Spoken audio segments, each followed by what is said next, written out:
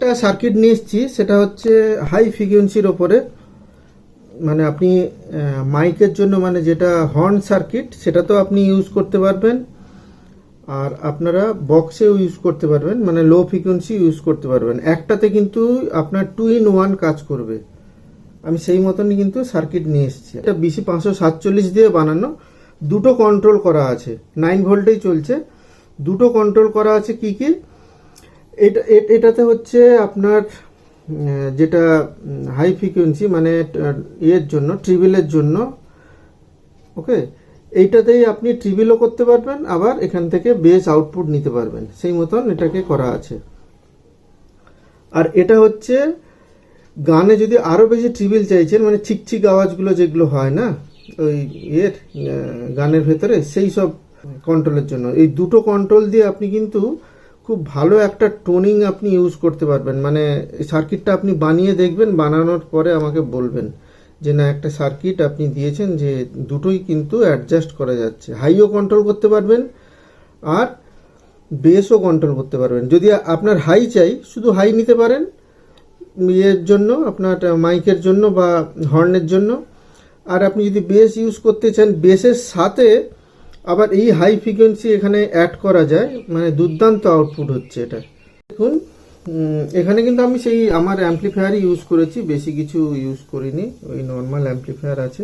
হ্যাঁ, স্পিকার কিন্তু আপনাকে, যেহেতু আপনি ট্রিবিলটা নিতে চাইছেন, মানে হাই ফ্রিকোয়েন্সিটা নিতে চাইছেন, তো সেক্ষেত্রে কিন্তু আপনি কিন্তু সাবউফার ইউজ করলে হবে না, আপনাকে মিড রেঞ্জ স্পিকার ইউজ করতে হবে, বা টুইটার ইউজ করতে পারেন। এখানে টুইটারও চালাতে পারবেন, এই আউটপুটটা দিয়ে টুইটারও চালাতে পারবেন। এখানে একটা গান চালিয়েছি,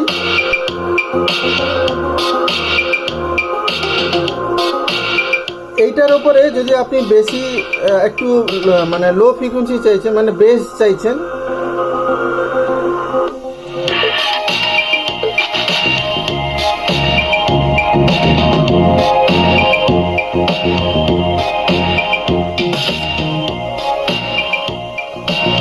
এটাতে বেস বেড়ে গেল, বেস কমিয়ে দিচ্ছি। এটা শুধু হাই ফ্রিকোয়েন্সি বেরোচ্ছে। এরপরে যদি আরও বেশি যদি হাই চাইছেন আপনি, এটাকে ঘোরাবেন।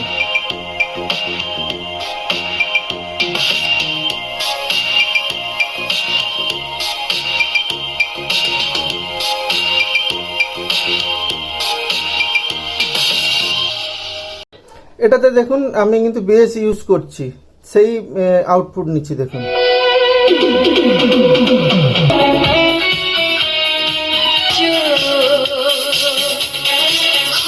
এবার এই বেশি হাই এর সাথে সাথে একটু বেস ঢোকাবো।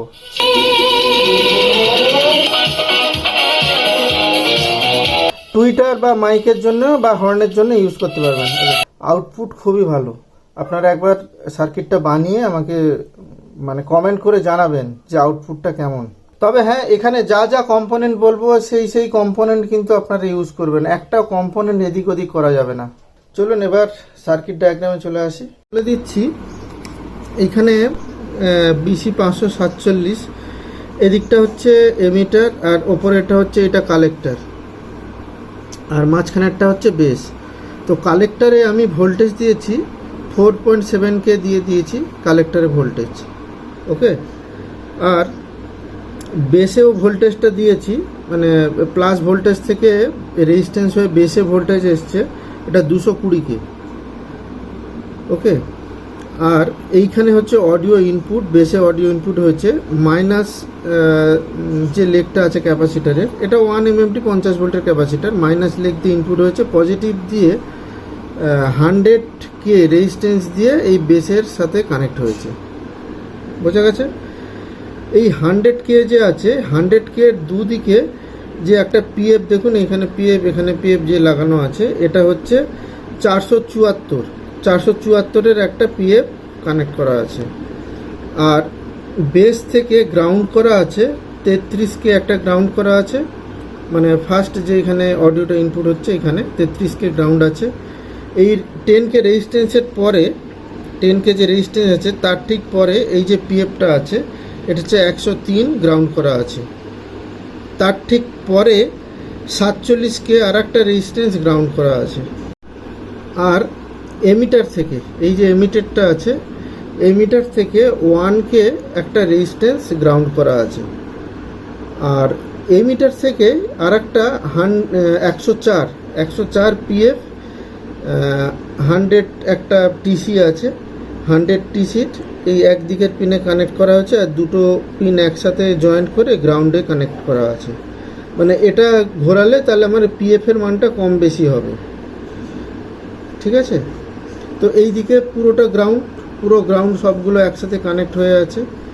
আর এইখানে যে কালেক্টর আউট হচ্ছে সেখানে কিন্তু ওই 1 MFD 50 ভোল্ট ক্যাপাসিটার দিয়ে আউট হচ্ছে। কালেক্টরের দিকটায় পজিটিভ দিক, আর যেটা আউট হচ্ছে সেটা নেগেটিভ দিক করা আছে। দিয়ে একটা 102 পিএফ দিয়ে আউট হচ্ছে, এই যেখানে আউট। ঠিক এর প্যারালালে আর একটা 104 একটা পিএফ কানেক্ট করা আছে, এটা ভলিউম কন্ট্রোল যে নেওয়া হয়েছে, টিসিটা নেওয়া হয়েছে, এটা 500K নেবেন। 500K না নিলে আপনি চেঞ্জিংটা খুব একটা বুঝতে পারবেন না, 500K নিলে খুব ভালো হয়। তো এইখানে দেখুন যেটা পিএফের যে লিডটা কানেক্ট আছে সেটা দুটোতে কানেক্ট করা আছে, আর একটা হচ্ছে এখানে হচ্ছে আউটপুটের যে তারটা, মানে এই যে পিএফ থেকে যে আউটপুট হচ্ছে সেই তারটা এখানে কানেক্ট করা আছে। আর ঠিক একইভাবে এই তারটা আউটে চলে গেছে, অ্যাম্পলিফায়ারে চলে গেছে, এই দেখুন এই অ্যাম্পলিফায়ারে চলে গেছে।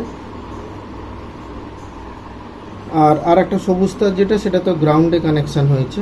এটা 500K নেবেন, কিন্তু 500K এটা 50কেও নিতে পারেন, 100কেও নিতে পারেন। ওকে, এই হচ্ছে টোটাল কানেকশান। আর এটা হচ্ছে 9 ভোল্টের ভোল্টেজ রেগুলেটেড আইসি লাগানো আছে। এটা ভোল্টেজ ইনপুট হয়েছে, মাঝখানে একটা গ্রাউন্ড, আর এটা হচ্ছে আউটপুট 9 ভোল্ট। আর এই 9 ভোল্টে যে আউটপুট হচ্ছে, এখানে একটা 100 ওহমসের রেজিস্ট্যান্স দিয়ে দিলে ভালো হয়। আমি ডায়াগ্রামে দেখিয়ে দিচ্ছি, যারা এইভাবে বুঝতে চাইছেন এরাও বুঝতে পারবে, না যারা ডায়াগ্রামে বুঝতে চাইছেন তারাও বুঝতে পারবে। এখানে সোজা আমরা অডিও ইনপুট এখান থেকে দিয়ে দেবো। অডিও ইনপুট একটা ক্যাপাসিটার আর রেজিস্ট্যান্স দিয়ে দেব। সোজা এখানে বেসে ইনপুট দিয়ে দিলাম। এটার ভ্যালু হচ্ছে এদিকে প্লাস এদিকে মাইনাস, এটার ভ্যালু হচ্ছে 1 MFD 50 ভোল্ট, আর এটার ভ্যালু হচ্ছে 10K। নিচেরটা গ্রাউন্ড, নিচের দিকটা গ্রাউন্ড থাকবে,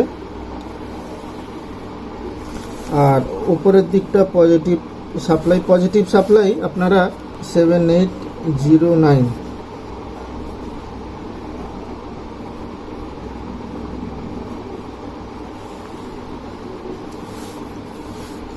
এখানে হচ্ছে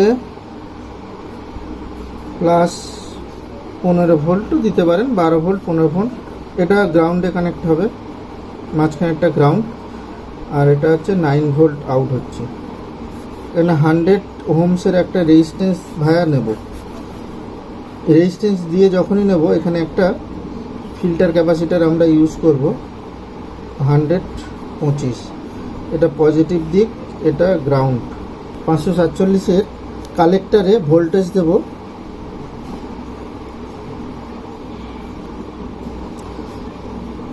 4.7K, আর বেসে ভোল্টেজ দেব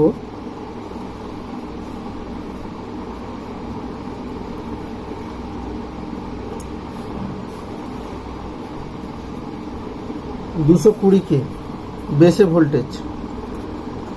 বেস থেকে একটা গ্রাউন্ড করব, রেজিস্ট্যান্স গ্রাউন্ড, এটা 47K। এখানে যে 10K আমরা কানেক্ট করেছি, এর প্যারালালে একটা পিএফ ইউজ করবো, এর ঠিক প্যারালালে 474, এটা গ্রাউন্ড। এটা লোড রেজিস্ট্যান্স একটা থাকবে,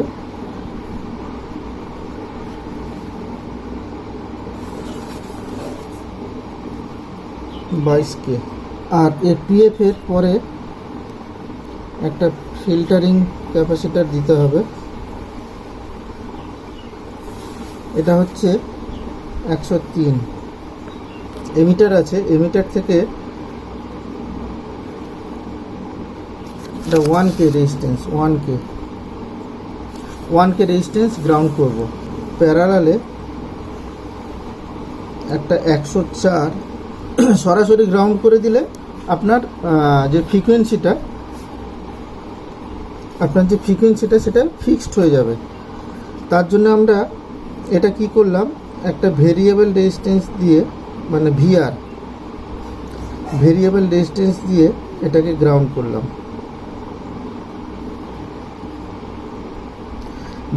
ভেরিয়েবল রেজিস্ট্যান্স যেটা মানে পোটেনশিওমিটার, এরকম 3টে পিন থাকে। তো এই 3টে পিন থাকে, এটা 50K or 100K, এরকম 3টে পিন থাকে। 3টে পিনের এই দুটো পিন, যে কোনো দুটো পিন জুড়ে দেবো, এই দুটো পিন জুড়ে দেবো, দিয়ে এটা গ্রাউন্ডে কানেক্ট করে দিয়েছি। এই যেমন দুটো পিন জুড়ে গ্রাউন্ডে কানেক্ট হয়েছে। আর এই যে পিনটা, এই পিনটা এই পিন, মানে এখান থেকে পিএফ কানেক্ট হয়ে এখানে কানেক্ট হয়েছে, বোঝা গেছে? এখান থেকে পিএফটা কানেক্ট হয়ে এইখানে কানেক্ট হয়েছে। এই দুটো পিন জোড়া বলে, এটা 3টে পিন, এই একটা পিন, মাঝখানে একটা পিন, এই যে 3টে মাঝখানে পিন আর একটা সাইডের পিন একসাথে জুড়ে দিয়েছি। আর একটা পিন দিয়ে ক্যাপাসিটার পিএফ হয়ে এখানে কানেক্ট হয়েছে। অডিও আউটটা আমরা এই কালেক্টর থেকেই নেব। কালেক্টর থেকে একটা ক্যাপাসিটার দিয়ে দেবো, এটা প্লাস দিক, এটা মাইনাস দিক। 1 MFD 50 ভোল্টের ক্যাপাসিটার।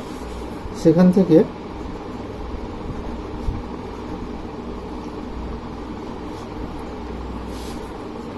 $102 একটা পিএফ হয়ে আউট হবে। এই আউটটা অ্যাম্পলিফায়ারের ইনপুট হবে, অ্যাম্পলিফায়ারে চলে যাবে। এই যে আউটটা হয়েছে, এর ঠিক প্যারালালে আমরা কি করেছি, এখানেও যা কানেকশান করা হচ্ছে এখানে সেই একই মেথডে করা হবে।